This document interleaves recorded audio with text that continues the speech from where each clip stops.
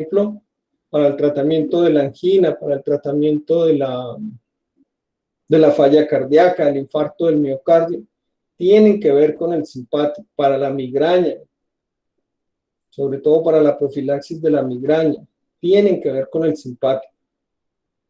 Entonces, no quiero que lo tomen a tan a la ligera como para decir, no, lo vamos a estudiar junto con otros temas para este fin de semana.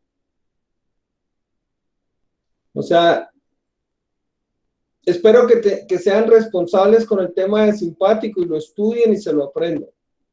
Que me pregunten, hay mucha gente que no pregunta, se queda con las dudas. Entonces, llámenme, escríbanme, yo les contesto lo que ustedes necesitan, pero me gustaría que este tema quedara muy bien, lo verá que de aquí para adelante, en séptimo, octavo y en las más carreras no van a tener problemas con eso. Si ustedes aprendan bien simpático y aprendan bien antibióticos, se les va a hacer más fácil aquí de para arriba estas cosas. ¿Estamos? Entonces, venga, les muestro qué les había preparado para hoy.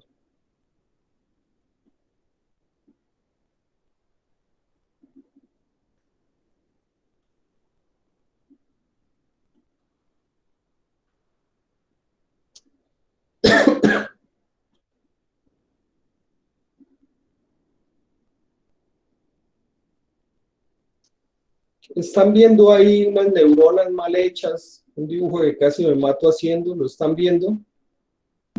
Sí, profe. Sí, profe. Vale. Entonces resulta que nosotros tenemos un sistema motor, que es el último que está acá, sobre el cual nosotros tenemos cierta autonomía, ¿sí? Entonces podemos caminar, tenemos interferencia y podemos hacer cosas con el sistema motor. Pero también hay un sistema autónomo, o sea, él actúa y nosotros no tenemos control sobre él. Y él coordina, por ejemplo, lo cardiovascular, lo digestivo, lo respiratorio.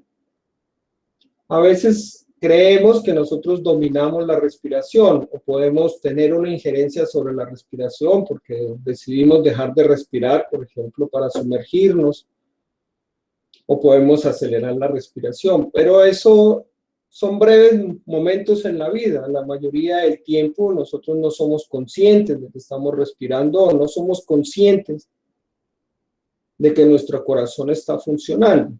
Inclusive cuando nos hacemos conscientes de que el corazón está trabajando, se llaman palpitaciones. O cuando o por ejemplo, la hiperventilación es un sinónimo de angustia, de histeria. O sea, no es normal que nosotros seamos conscientes de esas funciones. Entonces nosotros no tenemos control sobre ese sistema nervioso autónomo. Históricamente se ha dividido en dos partes ese sistema nervioso autónomo, simpático y parasimpático. Hace unos años, y a partir de que el tracto gastrointestinal o el sistema entérico tiene, por ejemplo, el estómago tiene tantas neuronas como la médula espinal. Entonces, en algunos libros ya nuevos empezaron a llamar al sistema entérico o al tracto gastrointestinal el segundo cerebro. La razón es porque cuenta con redes neuronales propias y también posee neurotransmisores propios, como el BIP, el péptido intestinal vasoactivo.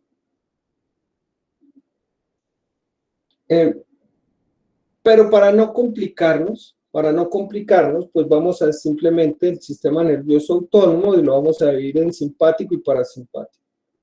¿Sí? Teniendo en cuenta ustedes que hoy en día lo dividen en simpático, parasimpático y entérico. Entonces, nosotros podríamos, un ejemplo del sistema nervioso entérico es que si nosotros quitamos esta neurona, la motora, quitamos esta neurona, pues este músculo que está enervado aquí por esta motoneurona se atrofia. Y ustedes lo pueden ver en los traumas traquimedulares. Si nosotros quitamos la neurona, si le quitamos la inervación al simpático, al tracto gastrointestinal, él no se atrofia, él sigue funcionando. Pierde la capacidad de adaptarse a cambios bruscos, pero él sigue funcionando. Si no, los traumas raquimedulares serían incompatibles con la vida. Pero el tracto gastrointestinal sigue funcionando. Eso quiere decir que tiene su propio sistema nervioso que le permite seguir funcionando a pesar del trauma raquimedular.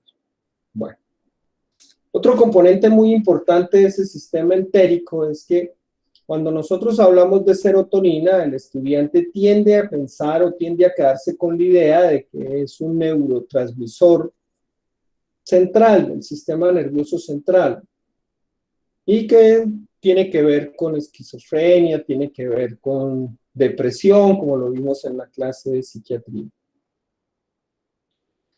Pero resulta que más o menos el 95 o el 97% de la serotonina se produce en el tracto gastrointestinal. O sea que es un neurotransmisor predominantemente entérico. Y allí habría un gran campo de investigación, a ver si de pronto la esquizofrenia, las enfermedades mentales tienen en su inicio, en su comienzo, en su génesis, trastornos del tracto gastrointestinal o trastornos de ese sistema nervioso entérico. Bueno, pero volvamos a los dos sistemas que vamos a estudiar, simpático y parasimpático.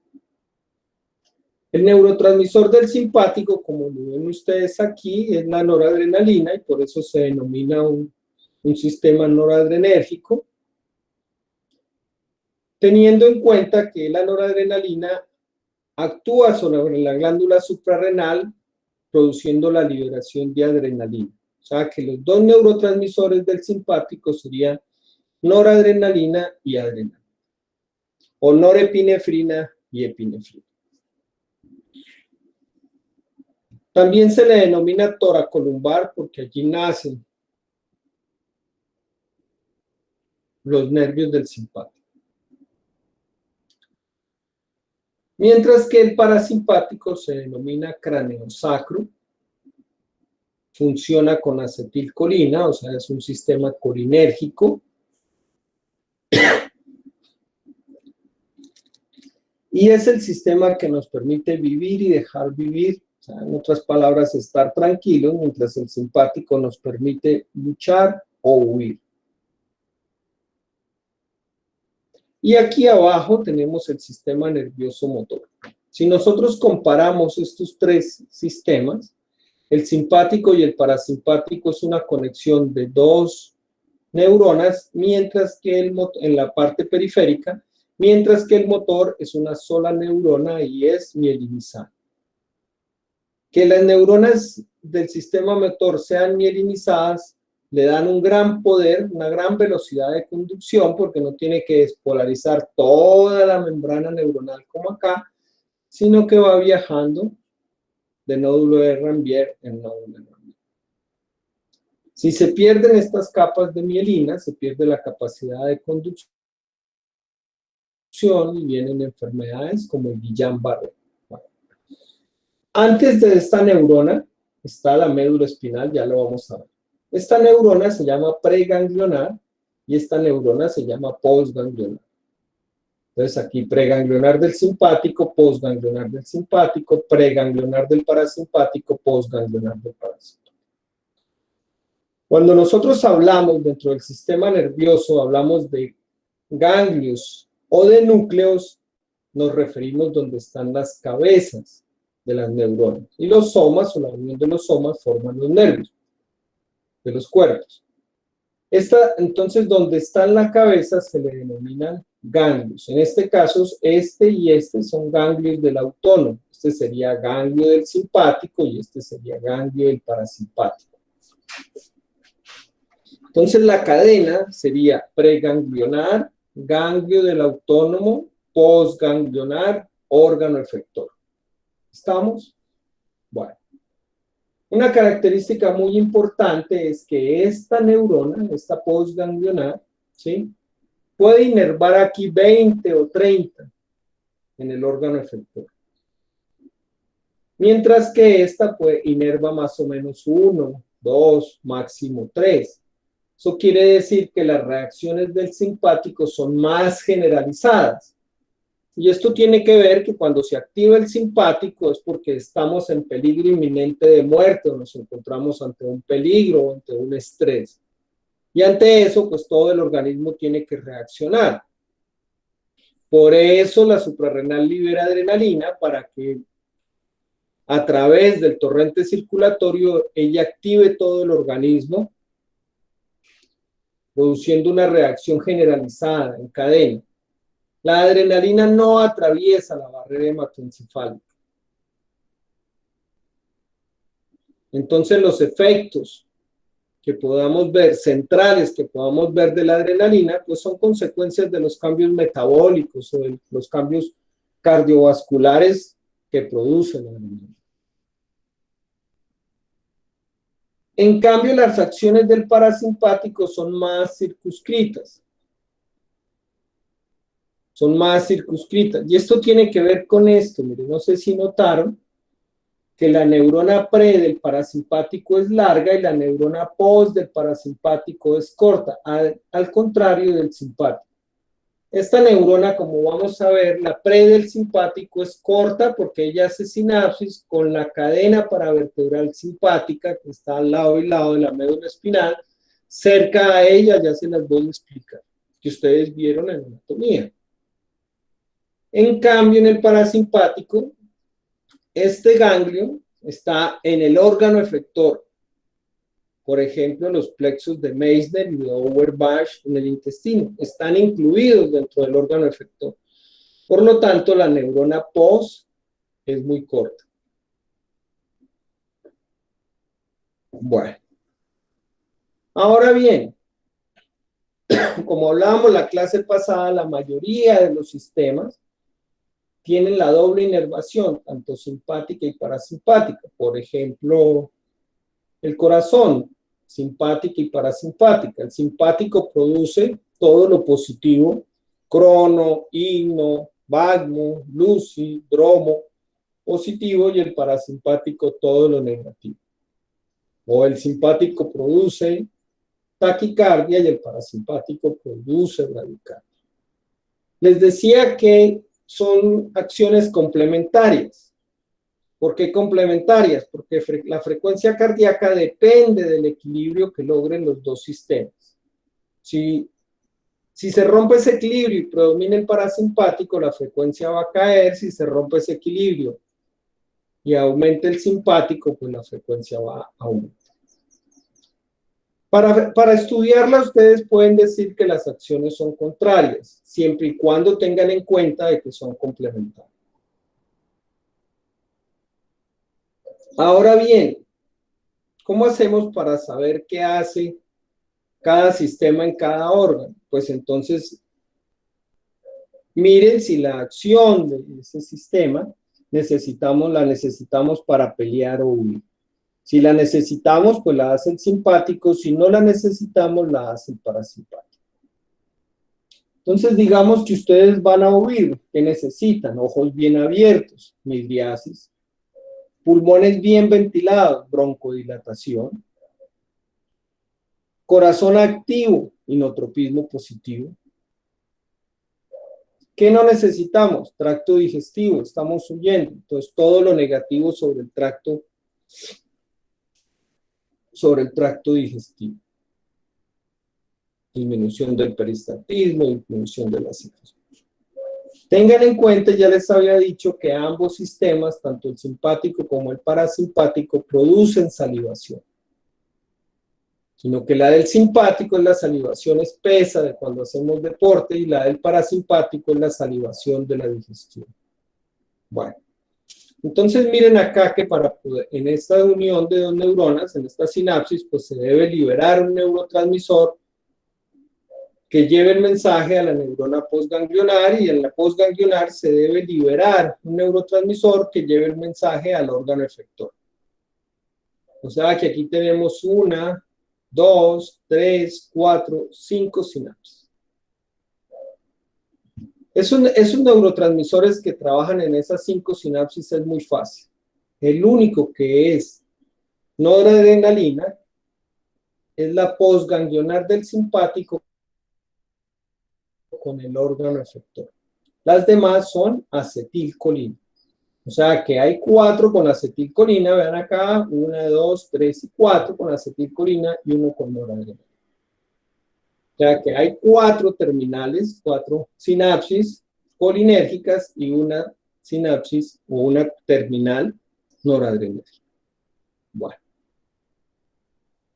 Ahora bien, los receptores del simpático son alfa y beta.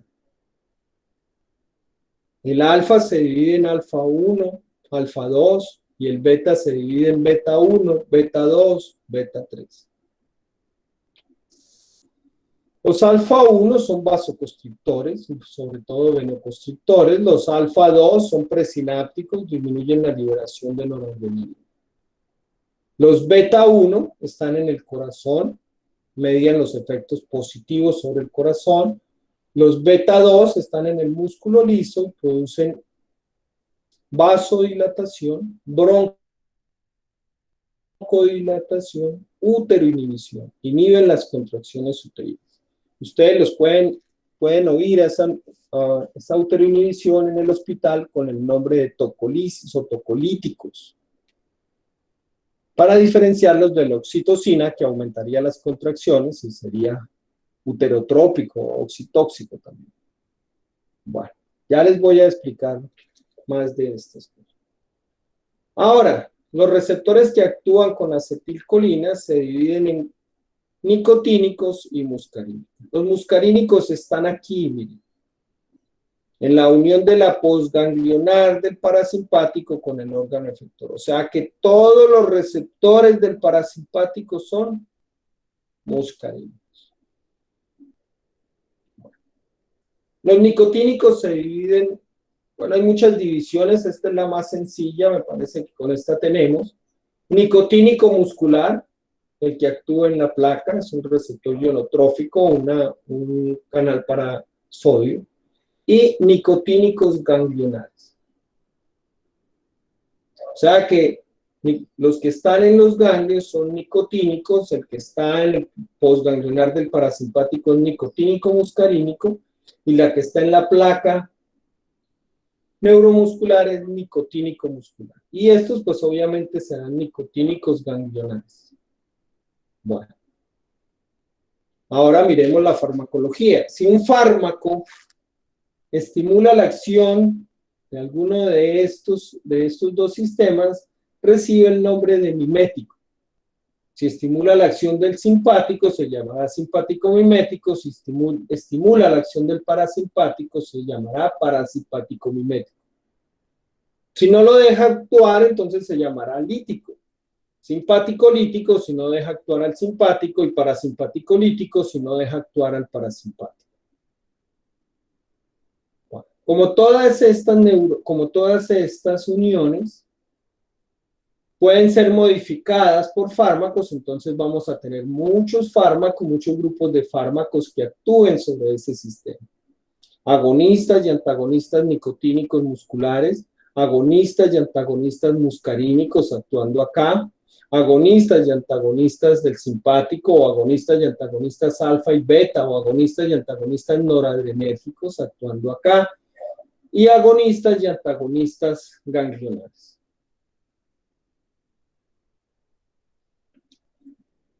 Una cosa importante es que si usted inhibe uno de los dos sistemas, pues el órgano queda a manos del otro sistema y la acción va a ser la del otro sistema.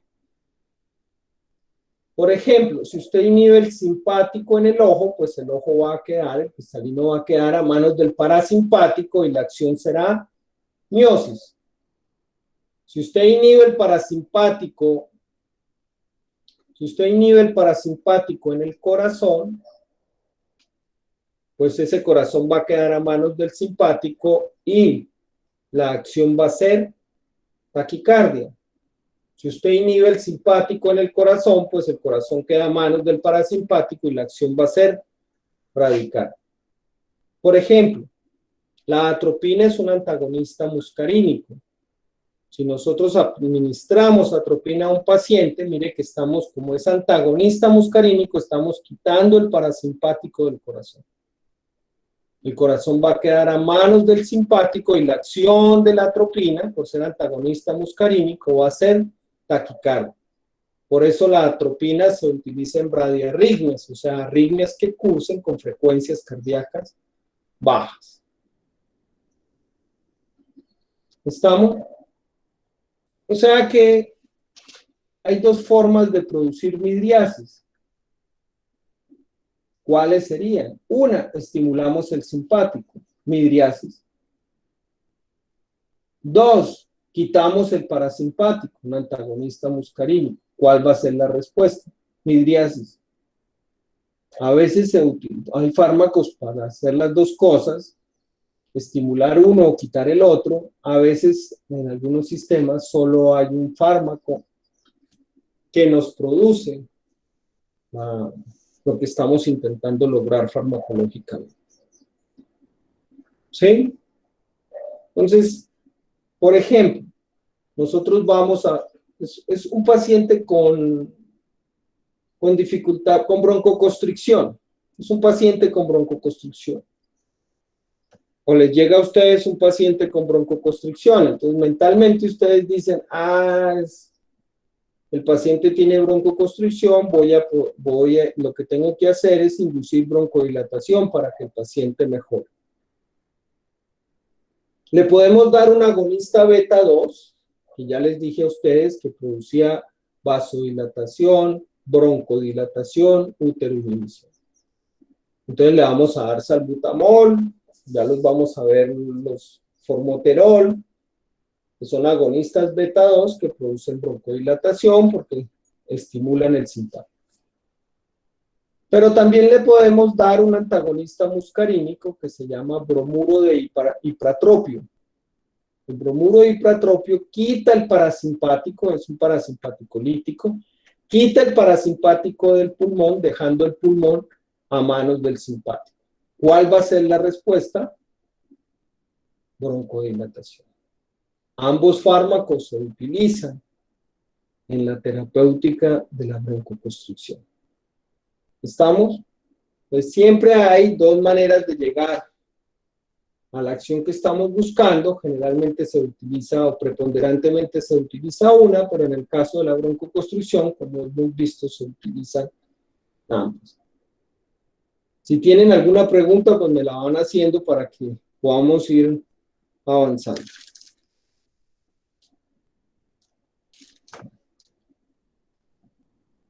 Esta es la conexión del simpático, que ustedes ya vieron por anatomía. Miren, sale de la médula espinal y hace sinapsis en la cadena paravertebral del simpático. Ingresa a ella por la ramicomunicante blanca, hace sinapsis y luego sale por la ramicomunicante gris y se acompaña a los nervios o a los vasos sanguíneos hasta el órgano efector. Por eso la preganglionar es muy corta y por eso la postganglionar es muy larga. Puede hacer sinapsis en el ganglio que está aquí, o puede hacer sinapsis en este, o subir o descender en la cadena paravertebral para hacer la sinapsis. ¿Estamos? Bueno. Aquí hay algo del simpático, por ejemplo, las fibras simpáticas originadas, ya les había dicho que era toracolumbar. En T1 generalmente siguen la cadena simpática hacia la cabeza, las T2 van hacia el cuello, las T3 a 6 se distribuyen en el tórax, T7 a T11 en el abdomen y T12 a L2, o sea, ya las últimas torácicas y las lumbares en extremidades inferiores. Bueno, esto ya les había dicho, no tiene ningún problema. Miren la diferencia del parasimpático. Ven ustedes, aquí nosotros habríamos podido pintar un intestino, dibujarles aquí un intestino, y haber colocado este con el nombre de plexo de Meissner o de plexo de Auerbach. ¿Ven? Entonces, por eso la preganglionar es muy larga, porque tiene que viajar hasta el órgano efector donde se encuentra el ganglio para poder inervar. ¿Sí? Bueno. Y aquí hay algo del parasimpático que lo pueden leer. Se me olvidó, les iba a decir algo. Se me fue. Ah, ya. Aquí sí me faltó explicarles una cosa. Si nosotros inhibimos el simpático, entonces el órgano queda a manos del parasimpático, porque si inhibimos el parasimpático, el que queda actuando es el simpático. Pero mire que dice agonistas y antagonistas ganglionares. No son muy usados en terapéutica. ¿Por qué? Pues porque miren ustedes que o estimulan o inhiben ambos sistemas. Un agonista ganglionar va a estimular tanto el ganglio del simpático como el ganglio del parasimpático. Y un antagonista ganglionar va a inhibir tanto el simpático como el parasimpático. Entonces es más difícil saber las consecuencias de esa estimulación o de esa inhibición. Se supone pues que el que más va a estar estimulado, el que más va a estar inhibido es el que esté actuando en ese momento. Pero, por ejemplo, la nicotina, el cigarrillo, es un agonista ganglionar. Por eso es tan compleja su acción. Entonces, no tienen mucho uso hoy en día los agonistas y antagonistas ganglionares, por lo que les acabo de explicar. Los demás fármacos sí, todos tienen un uso. Y los vamos a ver.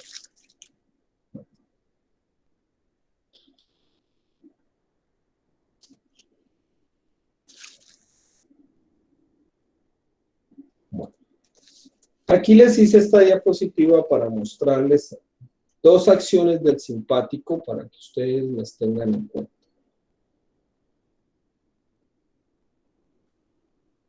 La presión arterial, esta que está aquí, la presión arterial es el producto del gasto cardíaco por las resistencias vasculares periféricas. Las resistencias vasculares periféricas hablamos de la resistencia que oponen las arteriolas al paso de la sangre. Si esas pequeñas arterias están constriñidas o hay contracción de ellas, pues las resistencias vasculares periféricas aumentan. Y si están muy dilatadas, las resistencias vasculares periféricas disminuyen. ¿Estamos? Bueno. Uno de los puntos que ustedes deben aprender es que siempre que aumenta el simpático, aumenta la presión arterial. Miren ustedes acá. Aumentó el simpático, aumentó la presión arterial. ¿Por qué es importante esto? Bueno, esto es importante porque la gran mayoría de los fármacos en hipertensión quitan el simpático. Entonces ustedes ya están viendo la importancia de entender estos esquemas, porque en ellos va la terapéutica de la hipertensión. Nosotros también podríamos colocar aquí, es más, ahora lo pienso y lo voy a colocar, que el simpático aumenta el sistema renina-angiotensina-aldosterona, que tiene que ver también con el manejo de la presión arterial. Entonces, un fármaco que quite el sistema renina-angiotensina, como los IECAs o los ARAs, van a quitar el simpático.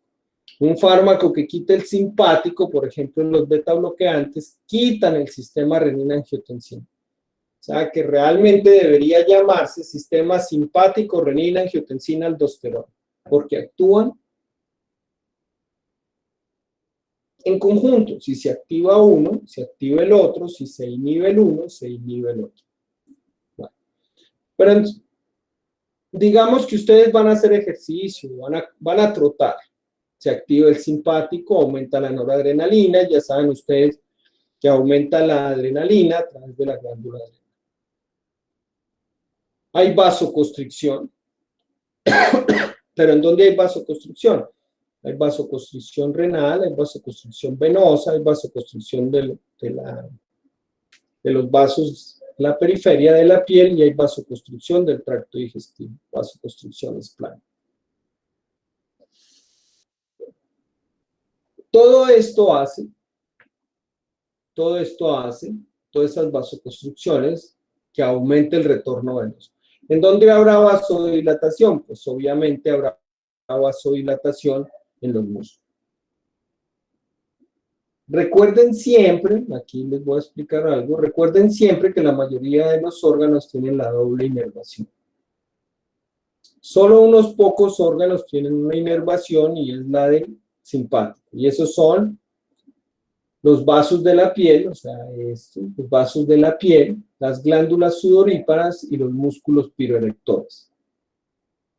Esos de se me pusieron los pelos de punta, del miedo, del susto, esas cosas. Esos solo tienen inervación del simpático.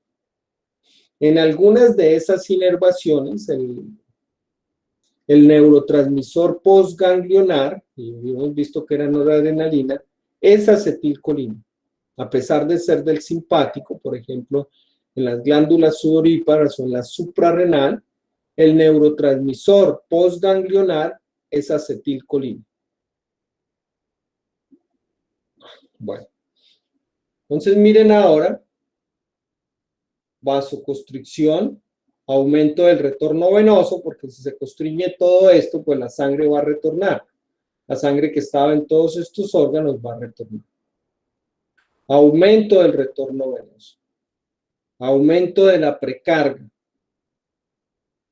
Si entendemos precarga como el volumen al final de la diástole, o el volumen telediastólico, o el volumen que está en el corazón antes de que él se empiece a contraer, pues vamos a ver que aumentó el retorno, aumentó el volumen de llenado, y obviamente esto aumenta el gasto cardíaco. Y por la ley de Frank-Starling y por la ley de Bose-Distrepé, pues van a aumentar la fuerza y la frecuencia de contracción de ese corazón. Ahora miren ustedes.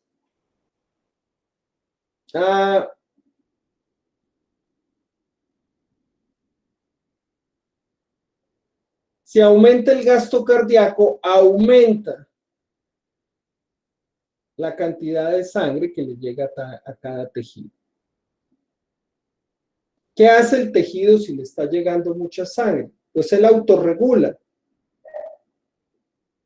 ¿Y qué hace si autorregula? ¿Qué hace para autorregular? Pues vasoconstricción, para que solo le llegue la sangre que él necesita o los nutrientes que él necesita.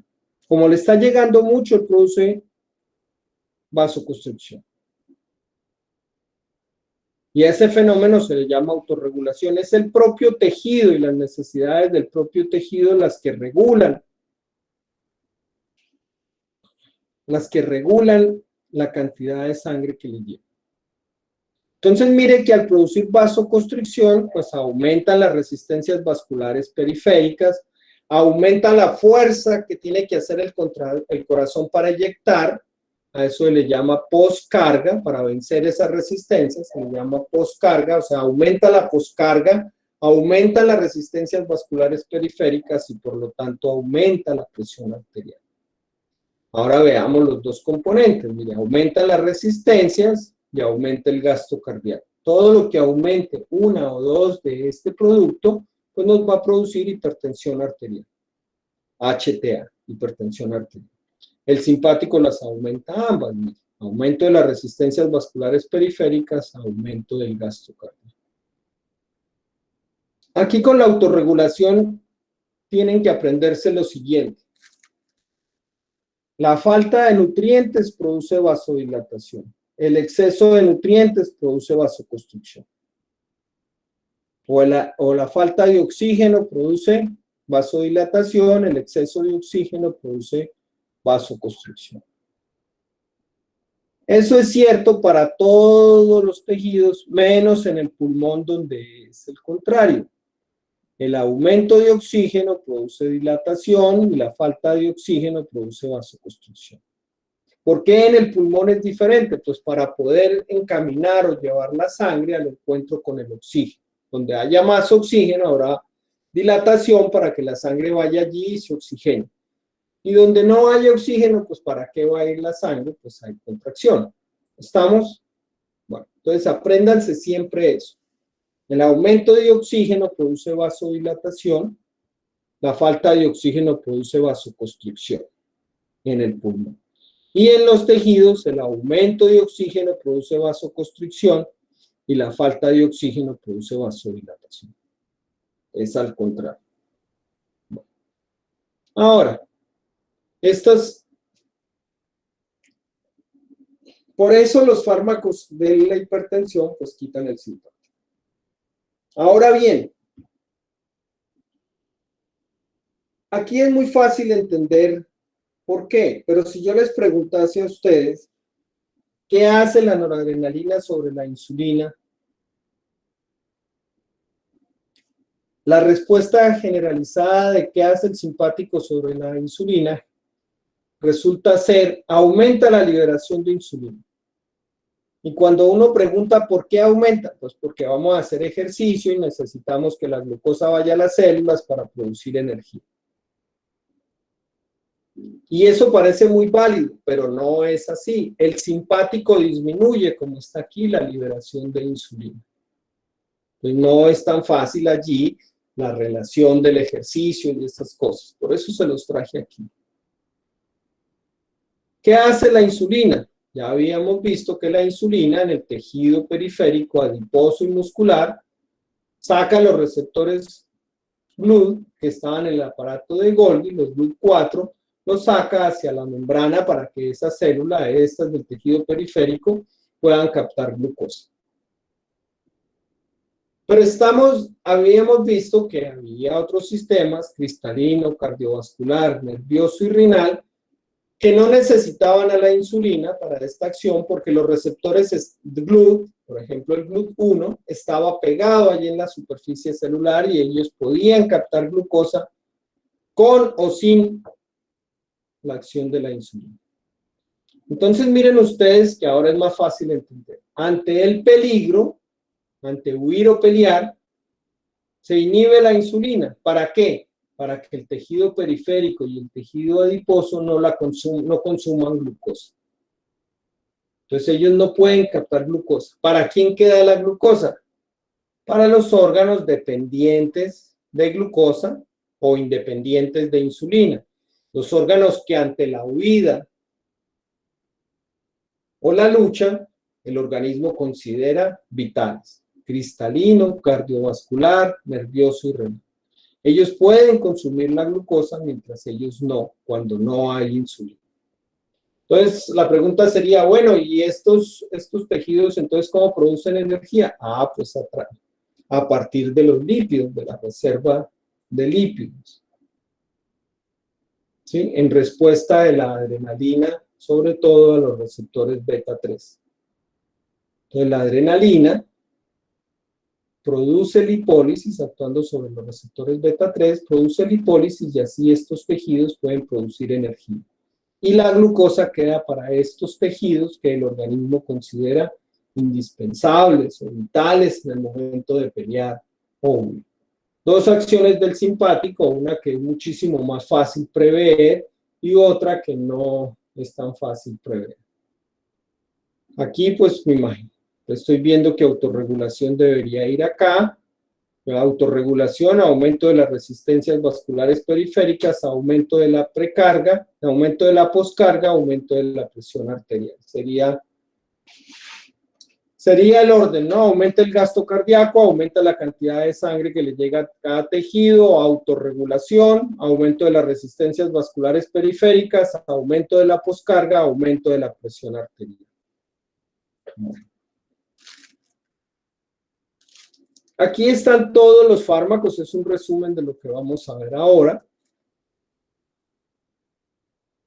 para que ustedes los puedan tener más a la mano, ya los vamos a ver en las otras diapositivas, pero este es para que lo tengan a mano y lo puedan aprender. Estos IMAOs, pues ya les dije a ustedes que hoy en día poco se usan y la tendencia es a que ya no se usen más. Fenelcina, tranilcipromina y falta la meclovemida, que se utiliza aún menos y por eso no la puse más. Bueno. En esta clase del simpático, pues también está dopaminérgico, sistema dopaminérgico y sistema serotoninérgico.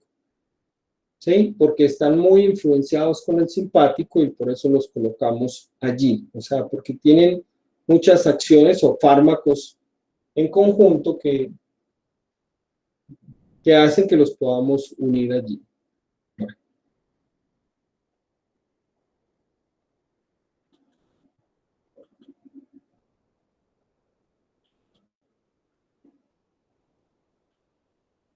Bueno, ayer me puse a ponerles colorcito a estas diapositivas porque no lo tenían, como no lo tiene la presentación que está en la clase, pero aquí ya están con los colorcitos. Esta es una neurona del simpático, esta es una neurona preganglionar del simpático y el órgano efector, o sea que esta es una neurona postganglionar. Miren, libera noradrenalina y la noradrenalina pasa y actúa sobre el órgano efector. En este caso vamos a ver receptores beta, beta 1 y beta 2, y aquí estarían los beta 3, pero ya les explico.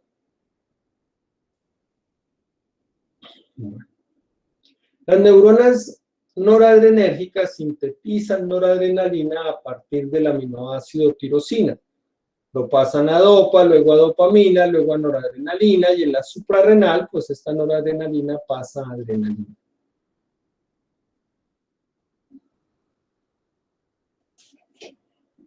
Una vez liberada la noradrenalina, tiene muchos caminos. Puede ser metabolizada por la monoamina oxidasa o por la catecolmetiltransferasa. Se puede perder a los espacios cercanos a la sinapsis por difusión, o puede ser nuevamente recapturada para nuevamente ser almacenada y ser liberada. ¿Sí? También puede actuar acá sobre receptores alfa 2 que disminuyen la liberación de noradrenalina. No sé, no salió la flechita ya. ¿Sí?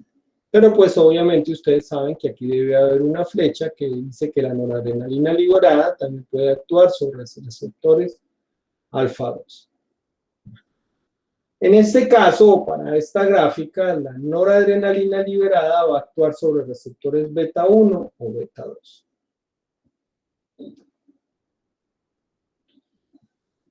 Los receptores beta 2, pues entonces ya saben, broncodilatación, vasodilatación, uteroinhibición y barredores de potasio.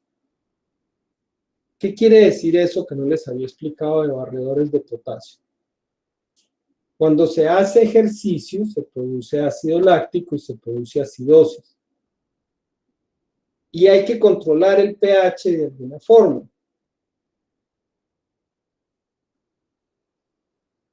Entonces, los protones son capturados, pero al capturar protones se libera potasio a la sangre. Entonces, ya no tenemos un problema del pH, pero tenemos un problema de potasio que empieza a aumentar.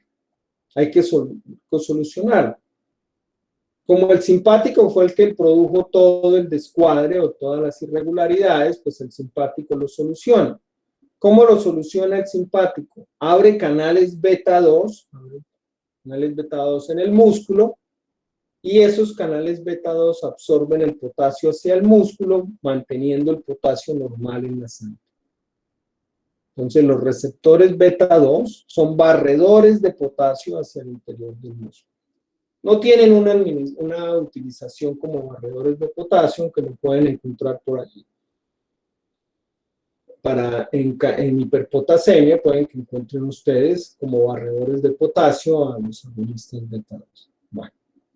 Aquí miren ustedes que aquí en los beta 1 hay agonistas y antagonistas.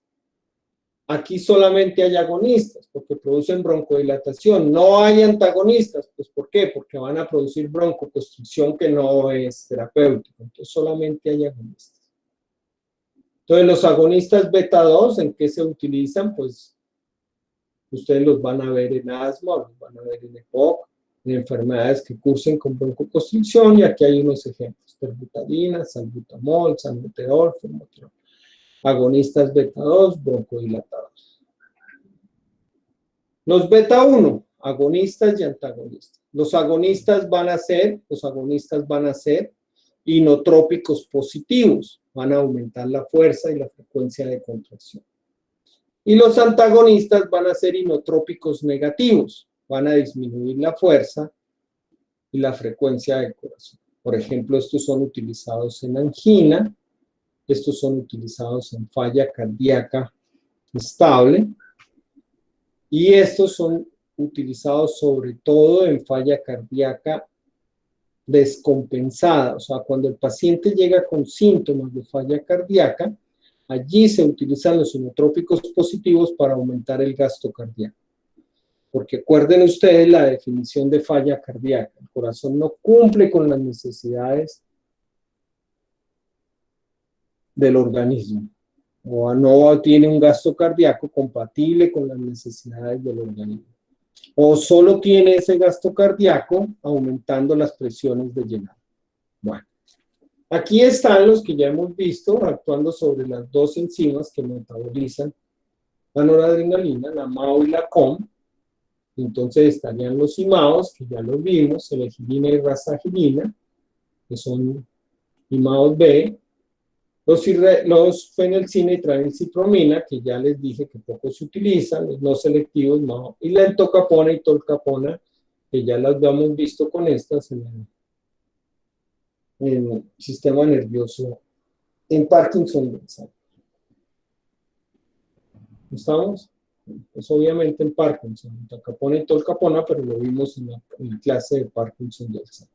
Entonces, estos son los fármacos que actúan sobre receptores beta 1 y beta 2, agonistas, antagonistas, agonistas. Y aquí podríamos colocar un beta 3, pero solamente tiene un fármaco que se llama mirabegrón, que relaja la musculatura de la vejiga y permite que ella se llene más, o se llene. Por eso se utiliza en esas vejigas que se contraen con poquita, vejigas hiperreactivas que se contraen y producen incontinencia urinaria, porque no se llenan, sino se contraen a cada momento. Entonces este mirabegrón lo que produce es relajación del músculo y permite que la vejiga se llene. Bueno. Aquí en este caso la misma neurona, pero actuando sobre receptores alfa 1 y alfa 2. Los alfa 2, pues ya saben ustedes que son autorreceptores y disminuyen la liberación de noradrenalina. Claro que también hay alfa 2 postsinápticos, por ejemplo, los que inhiben la liberación de insulina son postsinápticos. Bueno. Aquí hay agonistas alfa 2, la clonidina, la desmedetomidina, la brimonidina y la apraclonidina. La clonidina es un fármaco en el tratamiento de la hipertensión, la desmedetomidina es un fármaco en UCI, se utiliza en UCI para disminuir los requerimientos de opioides y ya lo habíamos visto. La brimonidina y la placlonidina se utilizan en oftalmología, en glaucoma. Resulta que todo lo que aumente la presión intraocular pues produce dolor. Pero todo lo que aumente la acetilcolina disminuye la presión ocular. O sea que todo lo que aumente la acetilcolina o el parasimpático sirve o funciona en el glaucoma. Miren ustedes que si le administramos brimonidina o apraclonidina a un paciente con glaucoma, ellos van a inhibir la liberación de noradrenalina. Como no hay noradrenalina, que es neurotransmisor del simpático, pues el ojo va a quedar a manos del parasimpático, aumentando la acetilcolina y disminuyendo la presión intraocular. Esta alfa-metilnoradrenalina es el metabolito de la alfa-metil-dopa. Ya se los voy a explicar, no se preocupen. Pero de una vez vayan sabiendo que alfa-metilnoradrenalina es el metabolito de la alfa-metil-dopa. Miren ustedes que aquí hay otros fármacos, anfetamina, efedrina, fentermina, metilfenidato. La tiramina no es un fármaco, la tiramina es una sustancia que viene, por ejemplo, en el chocolate, viene en el aguacate, en los quesos, en el vino. Y la tiramina tiene la capacidad de estimular la liberación de noradrenalina y, por ejemplo, aumentar la presión arterial. Tenía mucha relevancia esos productos cuando se utilizaban los inhibidores de la MAO, porque imagínense un paciente, inhibíamos el metabolismo de la noradrenalina con un IMAO, con un antidepresivo IMAO, pero el paciente consumía un vino rojo. Se iba a producir una gran liberación de noradrenalina, miren ustedes acá, y la noradrenalina no iba a tener quien la metabolizara, produciendo, por ejemplo, una crisis hipertensiva. Pero hoy en día, como los IMAOs no se utilizan, pues obviamente la tiramina ha dejado de tener esa relevancia, pero si la van a encontrar en los libros, como que los productos que contengan tiramina, pues van a causar interacciones con los IMAOs. Estos fármacos, todos ellos aumentan la liberación de noradrenalina, o sea que instauran el simpático. Pero miren ustedes que actúan de manera indirecta, estimulando la liberación acá, no estimulando ningún receptor. Los fármacos que actúan sobre los receptores se llaman fármacos de acción directa y los que no actúan sobre los receptores, como en estos casos, se llaman fármacos de acción indirecta. Hoy en día tienen muy pocos usos, las anfetaminas ustedes saben que son fármacos de abuso. Todos estos son fármacos de abuso, algunos venían, por ejemplo, la efedrina en algunos o la pseudoefedrina en algunos productos para la gripe, hoy en día eso ha disminuido. Se usan en el síndrome de déficit de atención con hiperactividad. Y se utilizan como, al comienzo se utilizaban como fármacos para adelgazar, que al estimular el simpático, pues quitaban el hambre. O como doping en los deportes. Hoy en día muchos deportistas son diagnosticados, no sé cómo, con déficit de atención con hiperactividad y entonces pueden consumir anfetaminas o metilfenidato sin ninguna restricción de dopaje. Pero pues eso es, en Estados Unidos es habitual con muchos deportistas y entonces pues tienen ahí su doping autorizado. Los agonistas alfa-1, miren acá, van a producir vasoconstricción, todos estos, hay muchos más, como 7. Oximetazolina es el Afrin, y produce vasoconstricción. Por ejemplo, en la rinitis alérgica, pues se produce la vasodilatación de la nariz, el enrojecimiento y el picor de la nariz, el prurito. Estos fármacos causan vasoconstricción y quitan el enrojecimiento y el picor, por eso son descongestionantes. La fenilefrina se utiliza como midriático y para revertir esa midriasis producto de fenilefrina está el dapiprazol, de una vez se los pongo aquí. Y también se utiliza en el síndrome de Horner. En el síndrome de Horner, entonces, hay una disfunción de las neuronas simpáticas que inervan la cara. Pero no sabemos cuál de las dos neuronas es la que está fallando, si la pre o la post, y hay causas específicas para falla de la pre y hay causas específicas para falla de la post en el síndrome de Horner. Ya ahorita les explico, miren. Ya ahorita les explico esto del síndrome de Horner más adelante. Bueno. La noradrenalina, una vez liberada, entonces actúa sobre el alfa-2 y estos son los fármacos, o puede ser recapturada para nuevamente ser almacenada. Esta reserpina es un fármaco que inhibe la recaptura, es un fármaco antihipertensivo que no se usa, a pesar de ser bueno y de tener un buen perfil farmacológico, no se usa.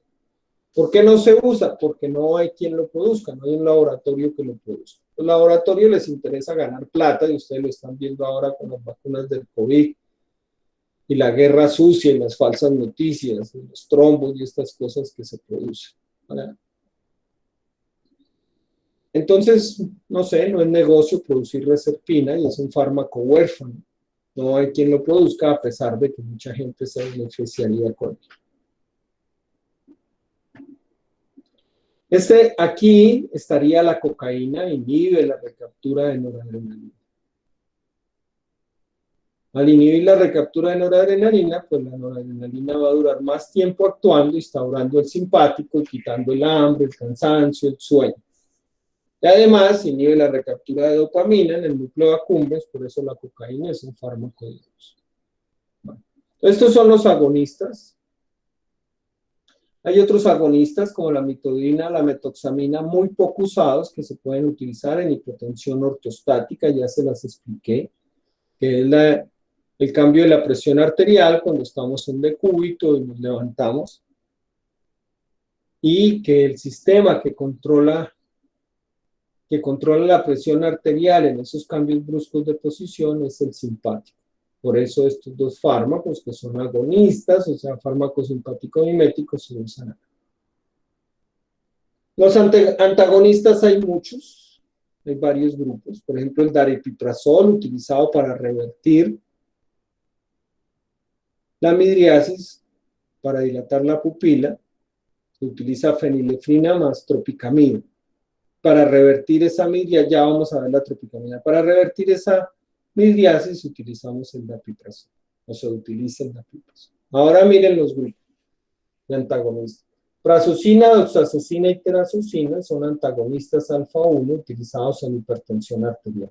Si los receptores alfa-1 producen vasoconstricción, los antagonistas van a producir vasodilatación y disminución de la presión arterial. Tamsulosina, alfusosina y urapidil se utilizan en HPV, esta hiperplasia prostática benigna. La razón es por esta misma.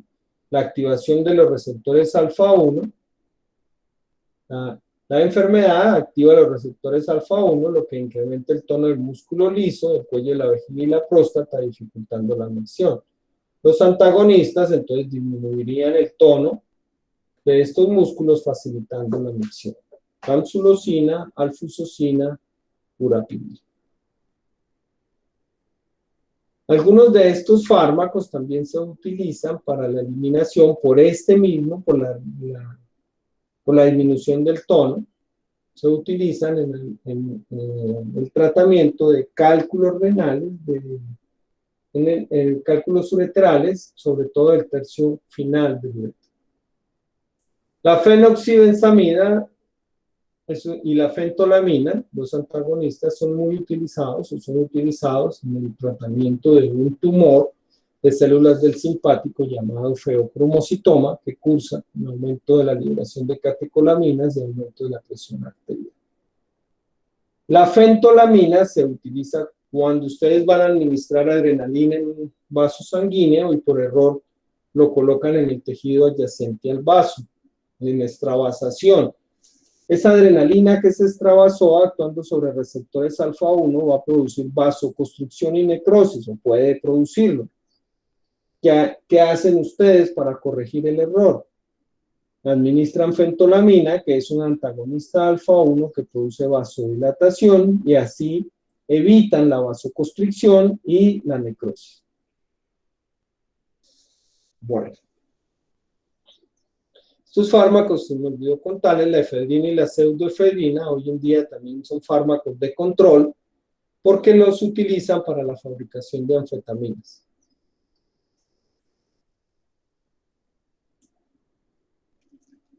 Estos fármacos, a pesar se dejaron de utilizar para adelgazar, porque producen adicción y producen psicosis paranoide.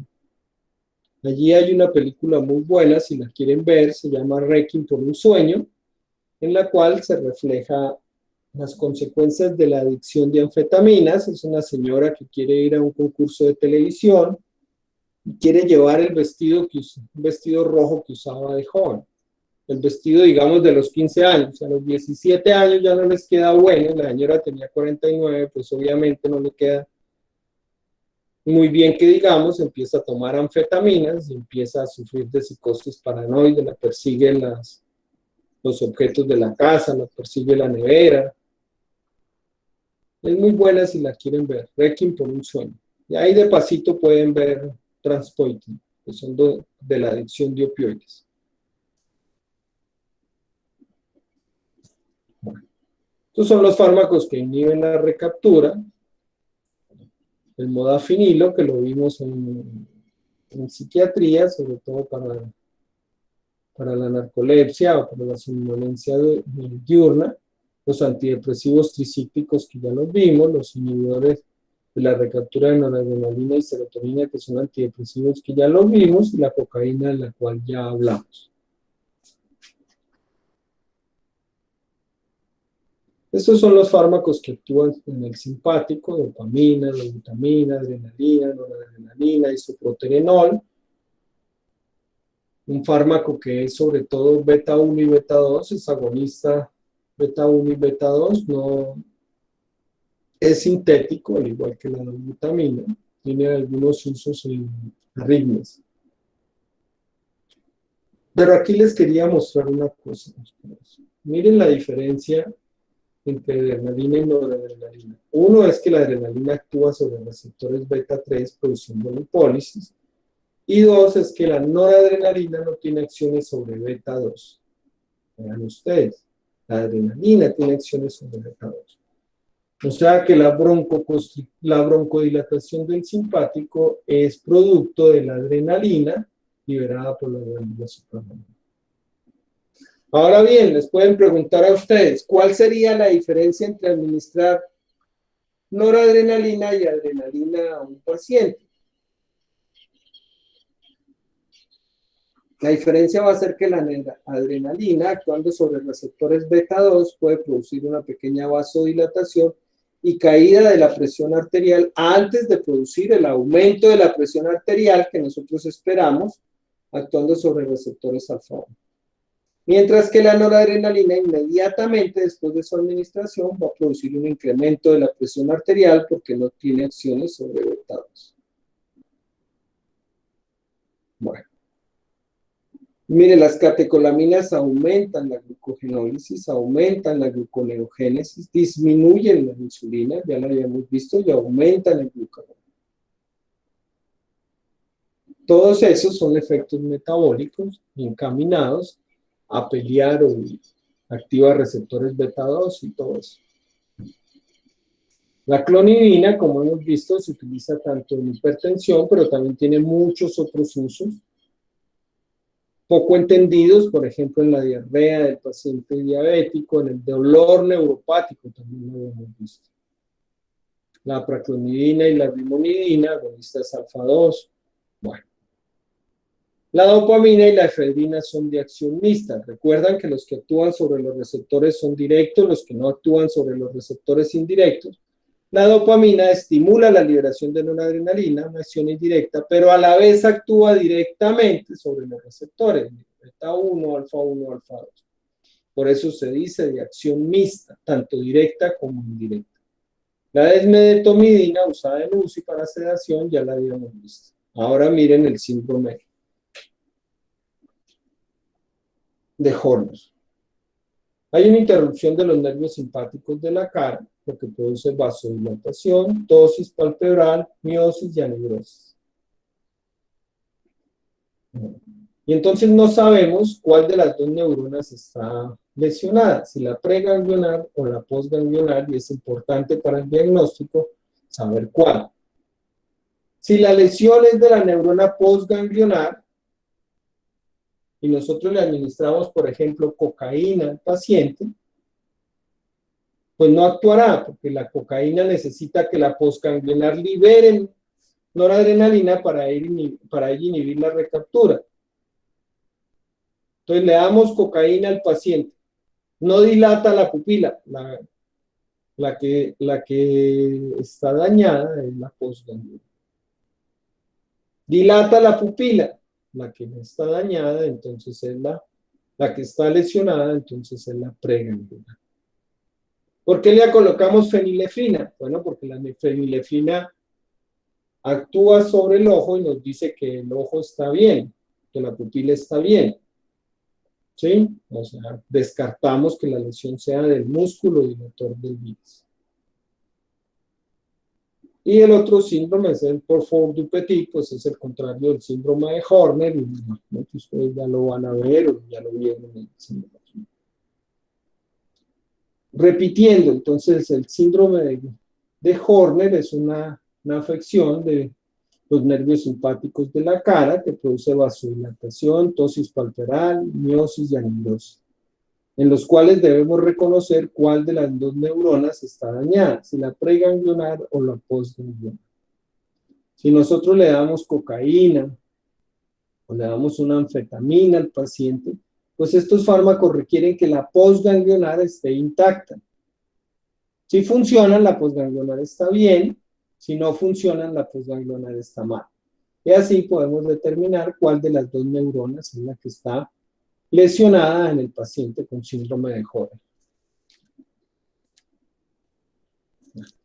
Este síndrome del iris flácido intraoperatorio es un síndrome que se presenta en los pacientes que van a ser sometidos a cirugías de oftalmologías y que dificulta, por ejemplo, la suturar en esos pacientes, en las incisiones corneales de estos pacientes. Y se ha visto que ese síndrome del iris flácido se produce sobre todo con la tamsulosina, con el uso prolongado de tamsulosina, que produce una atrofia del músculo dilator de la pupila. Acuérdense que la tamsulosina se utiliza en HPV, en hiperplasia prostática benigna. Entonces es muy importante para tener en cuenta en aquellos pacientes que llevan tomando años tamsulosina o tienen un periodo prolongado del uso de tamsulosina y van a ser sometidos a cirugías oftalmológicas.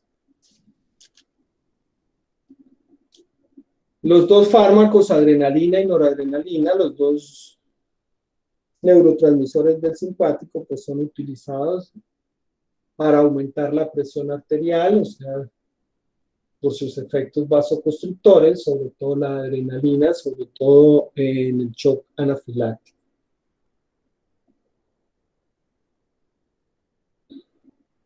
Ya saben ustedes que son los dos neurotransmisores del simpático, que la adrenalina es liberada por las suprarrenales y la noradrenalina es el fármaco liberado en las terminaciones nerviosas.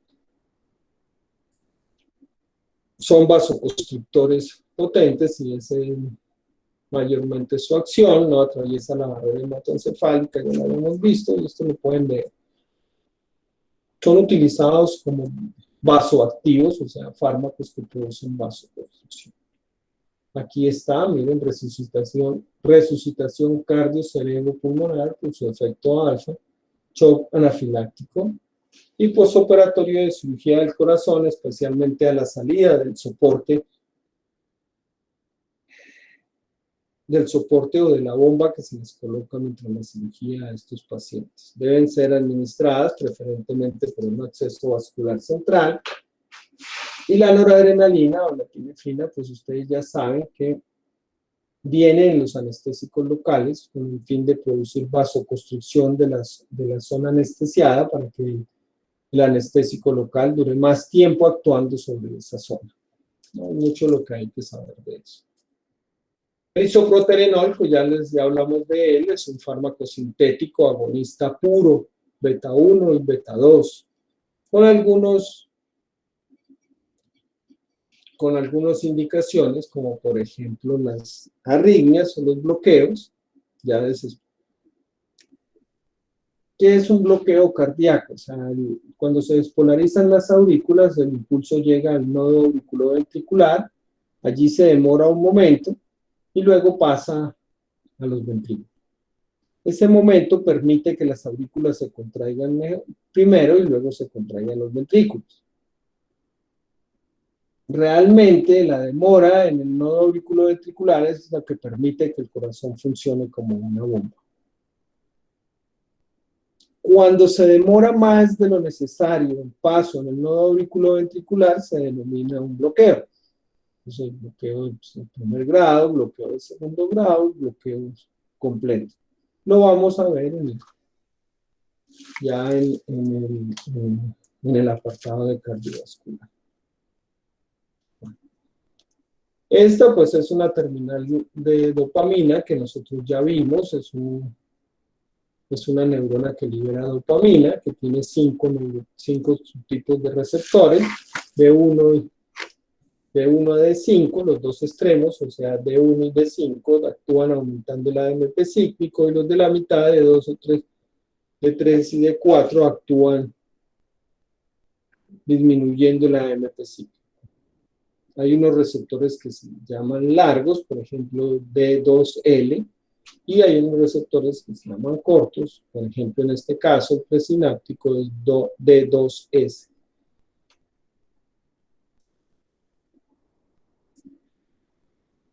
En el simpático se me olvidó explicarles la alfa-metil-dopa, pero expliquémosla aquí. La alfa-metil-dopa es un falso sustrato utilizado en el tratamiento de la hipertensión arterial. Es un fármaco muy bueno, sobre todo, y barato. Es un fármaco con muy buenos estudios en hipertensión en el embarazo. Sus efectos adversos hacen que hoy en día se utilice muy poco, pero como es tan barato, pues aquí en Colombia se utiliza. ¿Por qué es un falso sustrato? Porque ella toma la posición de la dopa, o el organismo la confunde con la dopa y la sintetiza. Pero mire que no es dopa, es alfa-metil-dopa. Entonces el producto va a ser alfa-metil-dopamina, alfa-metil-noradrenalina.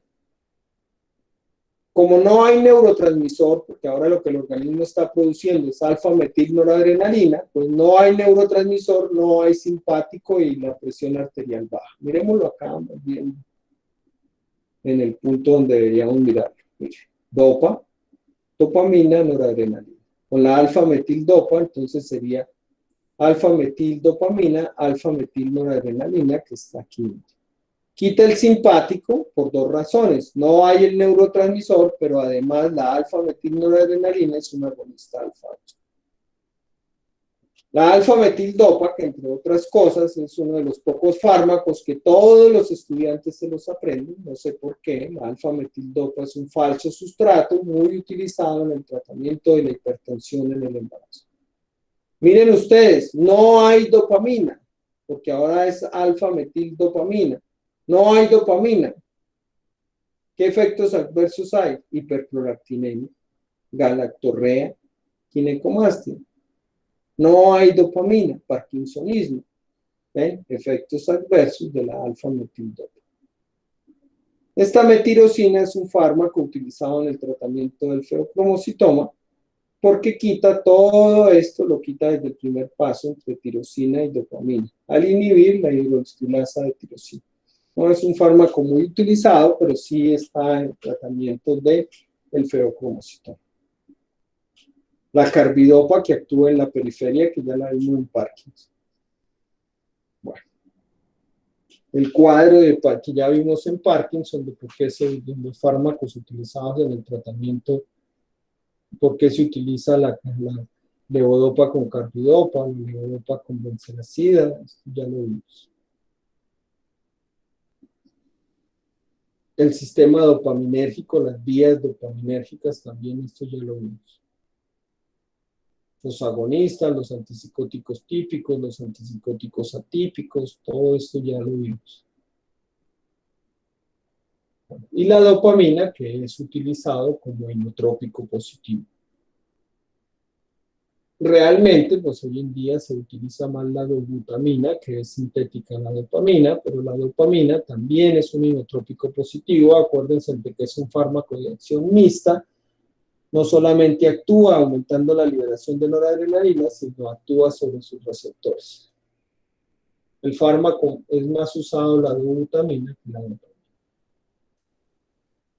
Bueno, estos son fármacos que actúan sobre el simpático, sobre el parasimpático. Lo mismo, la neurona pre libera acetilcolina, la acetilcolina actúa sobre los receptores muscarínicos del parasimpático, produciendo los efectos del parasimpático: broncoconstricción, salivación, relajación de esfínteres, miosis, aumento del peristaltismo.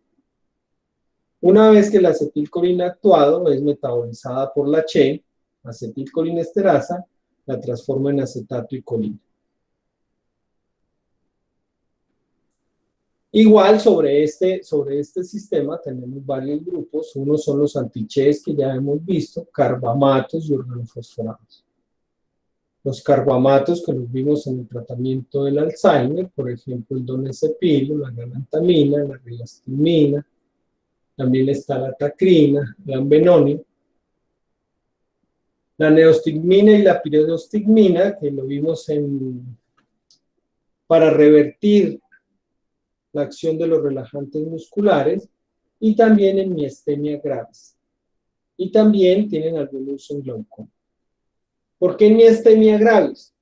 La miastenia gravis es una enfermedad neuromediada en el cual el sistema inmune crea anticuerpos contra esta placa neuromuscular.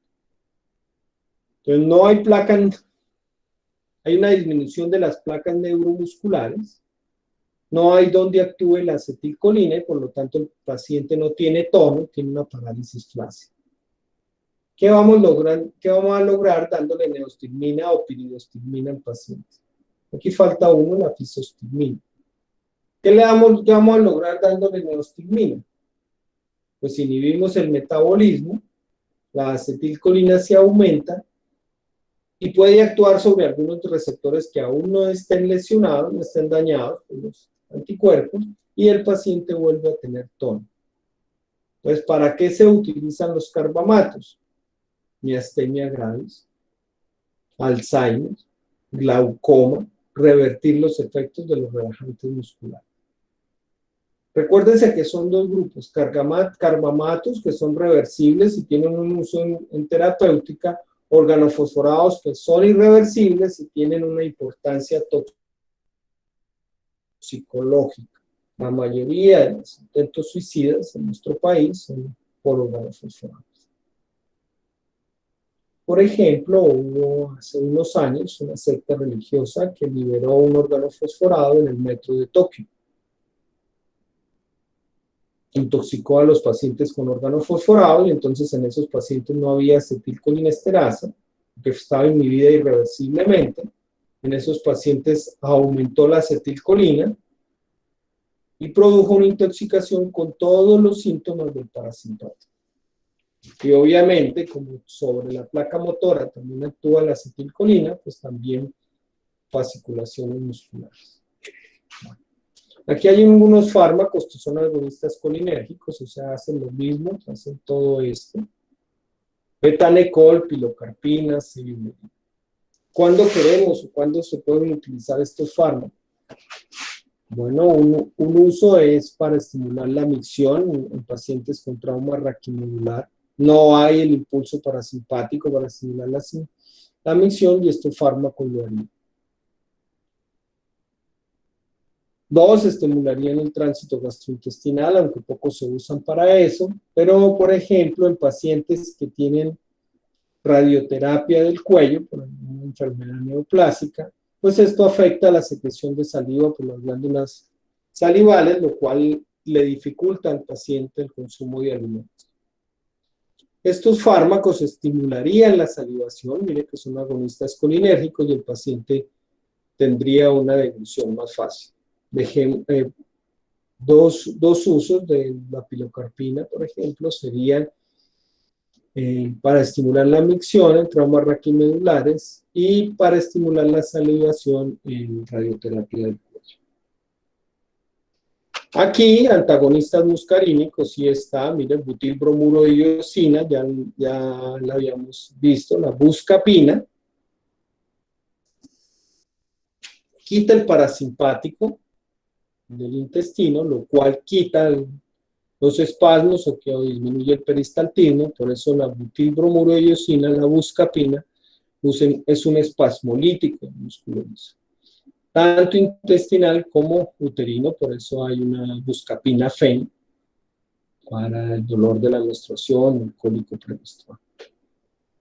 Otros antagonistas, la atropina, antiarrítmico, antagonista o antídoto de los órganos fosforados. Miren ustedes que el paciente intoxicado por un órgano fosforado realmente está intoxicado por acetilcolina, porque no hay quien la metabolice. ¿Qué hacemos para sacar al paciente de la intoxicación? Pues colocamos un fármaco acá que no deje actuar a la acetilcolina. ¿Cuál?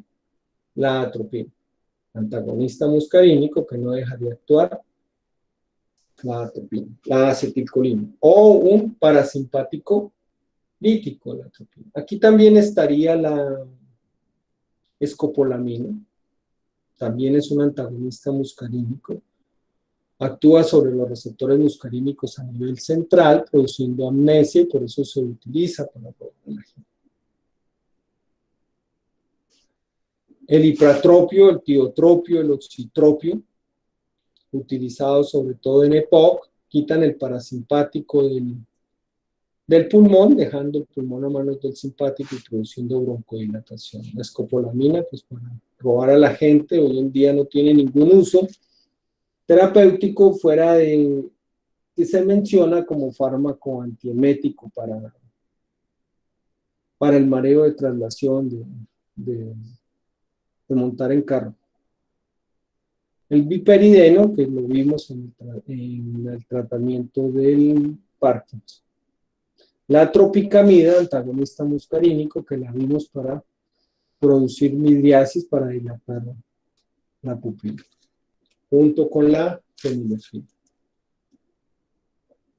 Aquí hay otros fármacos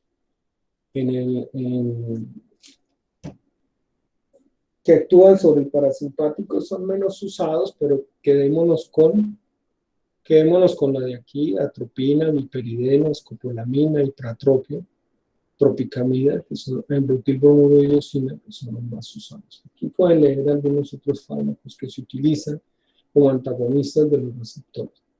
Aquí hay uno, miren, este es.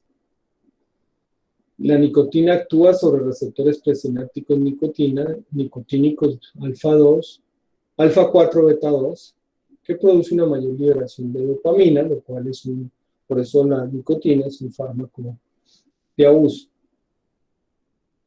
La vareniclina es un fármaco que se utiliza para dejar de fumar y es un agonista parcial sobre este receptor. Bueno. Esta es una placa motora, ustedes la ven porque es una placa colinérgica, pero además es una placa, miren, que tiene las envolturas de mielina. Acá pues se hace una neurona mielinizada. Lo mismo, se libera acetilcolina, actúa sobre su receptor nicotínico muscular, que es un poro de sodio.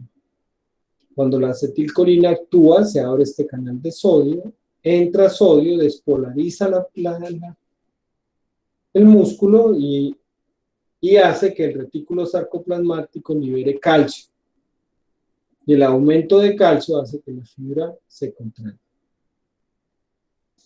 Entonces aquí sobre este actuarían relajantes despolarizantes como la succinilcolina o relajantes no despolarizantes, cisatracurio, pancuronio, rocuronio y rocuronio, que son los más utilizados en anestesia.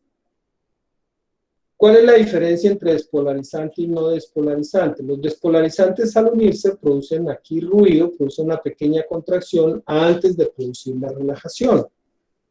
Mientras que los no despolarizantes al unirse acá inmediatamente producen la relajación. Este es de acción ultracorta y se utiliza, por ejemplo, en casos de dificultad para intubar al paciente. Su acción dura de 3 a 5 minutos y rápidamente el paciente recupera el tono muscular. O sea, permite la maniobra, por ejemplo, intubarlo y el paciente rápidamente recupera su tono muscular.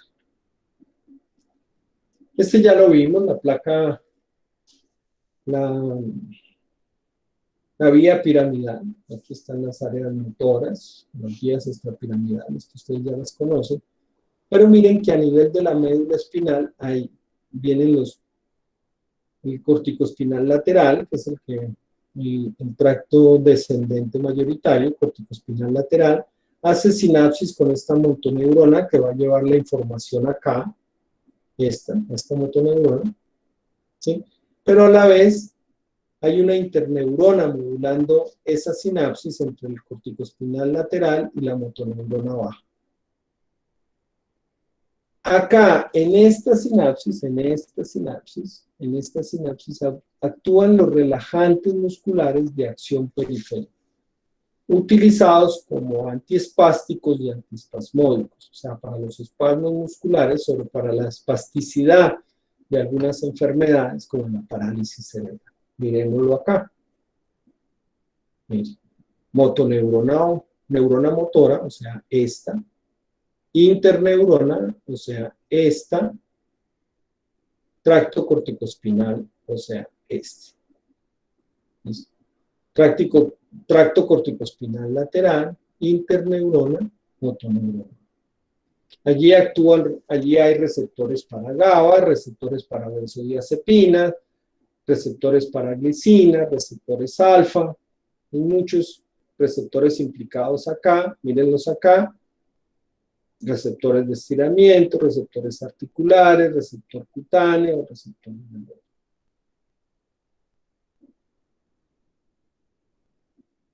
Estos fármacos utilizados acá generalmente no tienen una acción. Por ejemplo, el metocarbamol es un relajante muscular de acción central, o sea, acá, una acción a nivel de la médula, pero no tienen una acción preponderante, o sea, no tienen una efectividad. Es más, las investigaciones del metocarbamol han dicho que no sirve para nada. Aquí se sigue vendiendo, es el Robaxifen, la gente lo toma y dice, uff, buenísimo.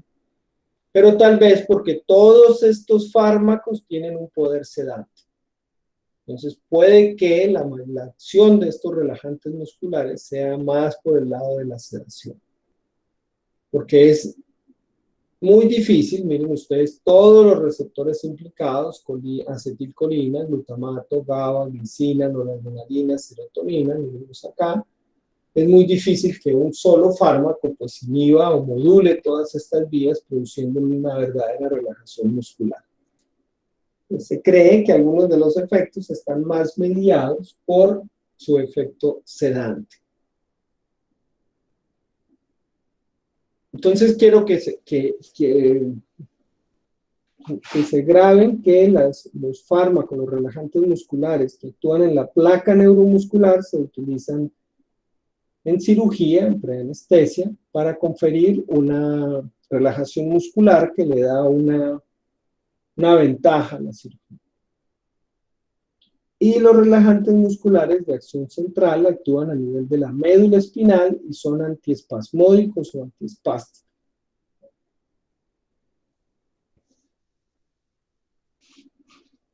Estos son los fármacos que se utilizan, los más utilizados en cirugía. Relajantes musculares, ya los habíamos visto, succinilcolina de acción ultracorta, cisatracudio, pancuronio, rocuronio y becuronio. Acuérdense ustedes que el Sugamadex es sobre todo el antídoto del rocuronio. Lo produce el mismo laboratorio. La succinilcolina es eliminada o hidrolizada por las estearasas plasmáticas. El cisatracudio se rompe solito en lo que se llama... aquí está, segmentación espontánea de Hodgman o eliminación de Hodgman, se rompe solito. Pero miren que ustedes aquí dice renal, hepática y renal.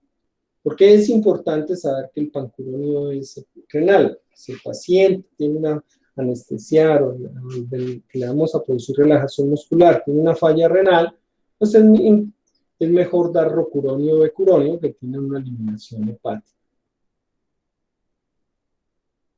Si el paciente tiene un problema hepático, pues rocuronio y becuronio no serían los ideales, entonces le podríamos dar pancuronio. O podríamos darle un fármaco que se rompa solito, como el cisatracudio, por eliminación de Hoffman, y pues es una de acción ultracorta.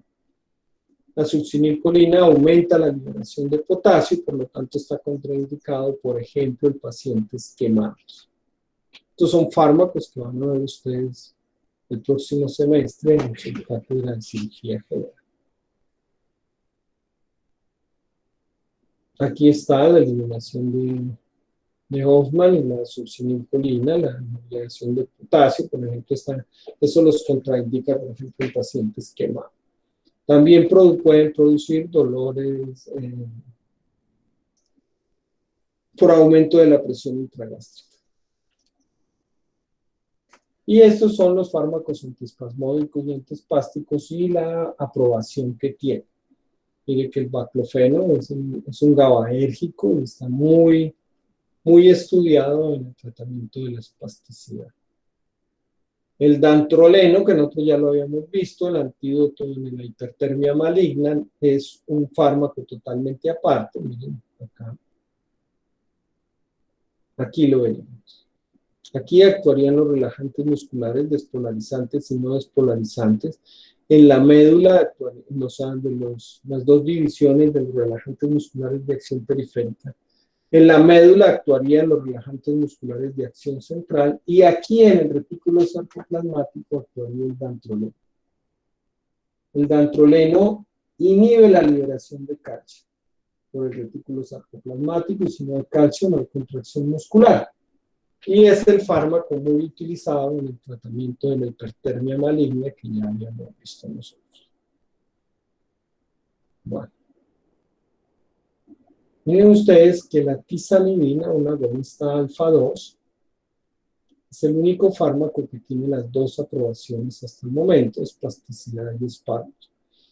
El nombre comercial es Tizafen y viene tizanidina más acetaminofén. Tengan en cuenta ustedes que puede producir sueño o produce sueño, por eso se da en horas de la noche. Si produce sueño, pues no deben dárselo a pacientes con una actividad diurna intensa, por ejemplo, un taxista, un chofer, un carnicero, pues, manejando un cuchillo y somnoliento no es algo muy indicado. Por ejemplo, carisoprodol es un fármaco de abuso, no está en el mercado. El metocarbamol, como les dije, las pruebas dicen que no funciona.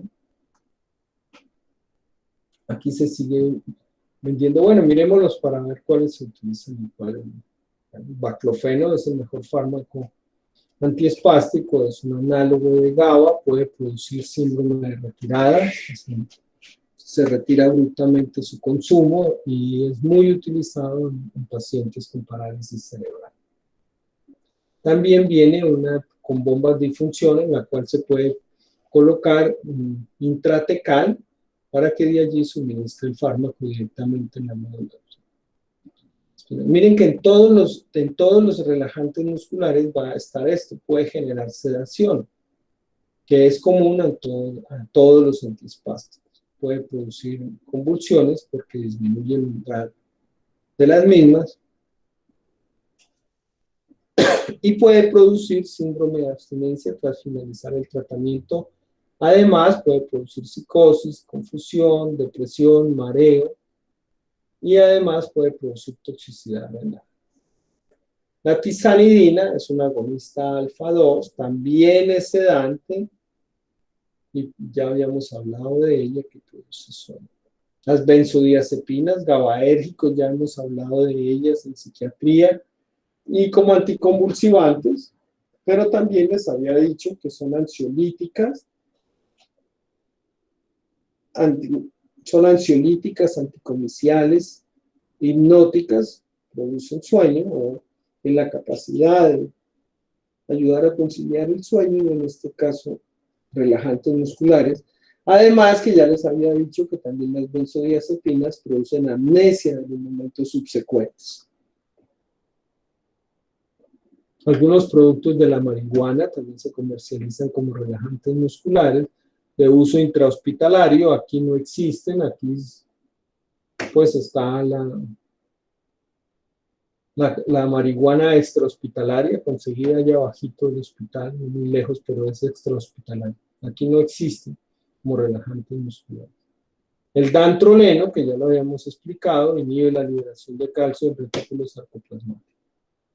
La toxina botulínica ya la habíamos explicado, inhibe la liberación de acetilcolina y por lo tanto produce parálisis flácida. Aquí hay algunos usos, por ejemplo, estrabismo, blefaroespasmos, espasmos unifaciales, parálisis cerebral, exceso de sudoración, migrañas. ¿Para qué esto? Bueno, pues la neurotoxina botulínica no es un producto de manejo del médico general, pero sí se debe saber que pues, van a preguntar de ellas, pero quiero que también no se queden con la indicación cosmética de la toxina botulínica, sino que vean ustedes que tiene una amplia utilización terapéutica en un amplio rango de enfermedades o de patologías. La ciclobenzaprina es muy utilizada acá, actúa sobre vías descendentes serotoninérgicas. Y ustedes con toda seguridad la van a ver en su rotación de alfasiología. Tiene un gran parecido al antidepresivo tricíclico amitriptilina, y entonces ya ustedes pueden ir viendo que tiene una acción sedante por ese lado, que puede ser la parte de su efecto terapéutico. La mayoría de estos relajantes musculares utilizados en espasticidad y espasmos tienen un muy buen comportamiento o una muy buena acción cuando el paciente está quieto, pero no tanto cuando el paciente hace movimientos. O sea, no disminuye el dolor cuando el paciente está en movimiento. Entonces eso hace pensar que su mayor efecto benéfico sea la sedación.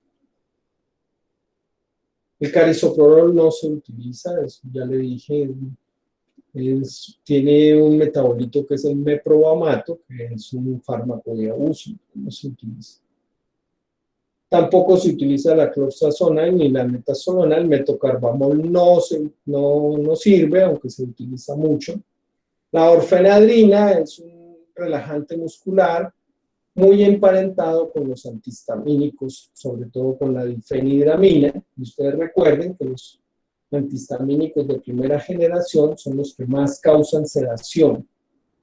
Pues puede que vuelvo y les digo, que el mecanismo de acción no sea tanto la relajación muscular, sino la sedación que produce. El tiocolchicóxido es un fármaco con muchos efectos adversos. Mire aquí, los estudios preclínicos demostraron que uno de los metabolitos del tiocolchicóxido, este numerito que está acá, produce un número desigual de cromosomas en células de división, lo cual suena terriblemente mal, lo que se considera un factor de riesgo para teratogenicidad, toxicidad embriofetal, aborto espontáneo, disminución de la fertilidad en hombres, así como un posible factor de riesgo para cáncer. Pero por aquí he visto que lo promocionan y que lo usan a pesar de los efectos adversos del tiocolchicóxido. Creo que esta es la última diapositiva. Entonces, todos estos fármacos que están acá, todos los que nombré acá, pues están aquí en la presentación, se los coloqué aquí por grupos. Bueno, pues mañana a las 8 de la mañana vamos a ver el sistema serotoninérgico y migraña, porque esto, pues ya hemos hablado de ellos. Por ejemplo, ya hemos hablado de los triptanes, o hemos hablado de los antieméticos, granicetrón, ondansetrón, dolacetrón. Por ahí hemos visto los antipsicóticos atípicos, los típicos, eso ya los hemos visto, los inhibidores de la recaptura de serotonina, los inhibidores de la recaptura de serotonina y noradrenalina, por ahí los hemos nombrado. Pero mañana vamos a ver ya pero aquí están todos los fármacos, pues, sistema dopaminérgico, ¿sí? Habría que colocarles acá, le pueden colocar ustedes alguna indicación. Estos simplemente los nombramos agonistas beta. Esta clasificación la vamos a ver bien en angina, pero les podría decir que los agonistas beta se dividen en selectivos y no selectivos. Los selectivos solo afectan beta 1 y los no selectivos afectan tanto beta 1 como beta 2. Pero miren que son antagonistas, entonces al antagonizar beta 2 pueden producir como efecto adverso la broncoconstricción.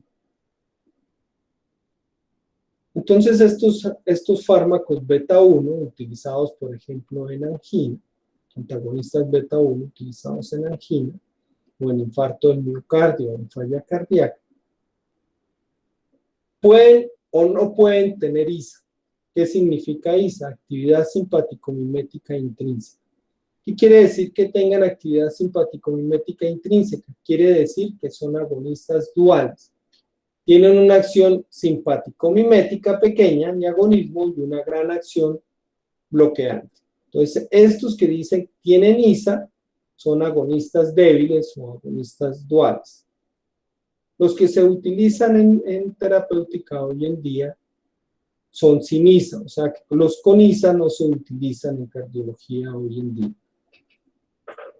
Además, otra característica de los que se utilizan hoy en día es que son vasodilatadores, ya sea por antagonismo, por agonismo beta 2 o antagonismo beta 1 y porque tienen bloqueo alfa, sobre todo porque estimulan la liberación de óxido nítrico. Los que se utilizan hoy en día, como los vamos a ver, no tienen ISA, son los sin ISA y además son vasodilatadores. La mayoría de ellos, o todos ellos, terminan en LOL. Los antagonistas beta 1 terminan en LOL, mire, sotalol, timolol, propranolol. Aquí hay personas que lo nombran propanolol. Propano es el gas domiciliario. Entonces no es propano, es proprano. Propranolol es el nombre correcto de este antagonista beta 1. ¿Vale? Bueno. Entonces aquí están todos los fármacos, están los que ya hemos revisado.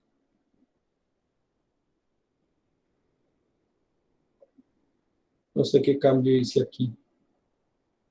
Digámosle que sí. Bueno.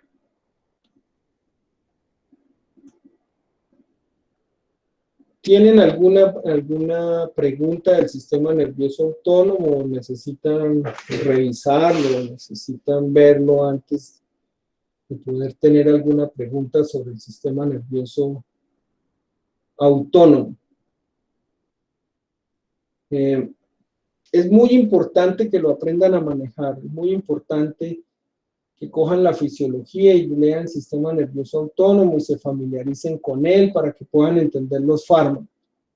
Los líticos quitan el autónomo, los miméticos estimulan el autónomo, ya sea estimulando el simpático o estimulando el parasimpático. Tienen que saber claramente las diferencias entre uno y otro en las acciones sobre los diferentes órganos, porque de eso depende que ustedes entiendan el tratamiento de la hipertensión, entiendan el tratamiento de la falla cardíaca, entiendan el tratamiento de la angina y de muchas enfermedades más. Por eso sí les recomiendo que lean y estudien sistema nervioso autónomo. Si no entienden un cuadro, pues me preguntan, no hay ningún problema, todas las clases me hago autopropaganda, pero pues la verdad es que si revisa uno las llamadas, siempre son las mismas 10 o 12 personas que llaman y los demás pues nunca han llamado. No quiero que después digan que no estuve pendiente de ustedes. Sí, yo estoy pendiente, pero